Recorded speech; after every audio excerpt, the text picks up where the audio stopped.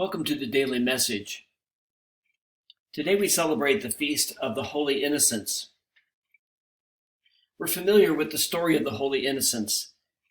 After the Magi came looking for the child Jesus, they went to King Herod to ask him where the child might be, and Herod was threatened by the thought of someone else being declared the king of the Jews. And so he said to the Magi, well, when you have found this king of the Jews, this child, come back and tell me where he is so I can pay him homage.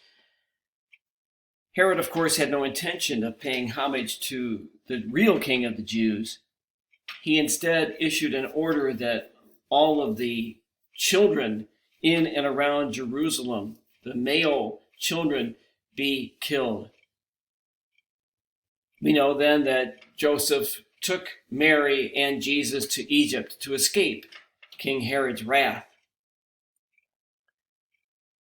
On this day, I ask us to think about the innocents among us right now.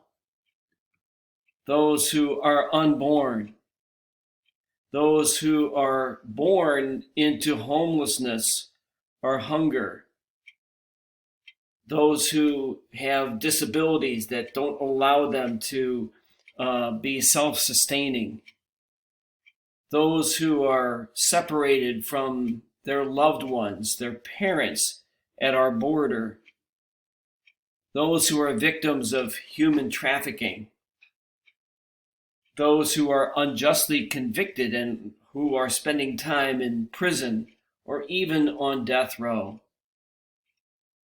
Let us pray today for the innocents among us, and let us pray that their lives will be protected and that their dignity will be restored and that they will be able to live the lives that God intends for them to live on this earth. Thank you for watching today.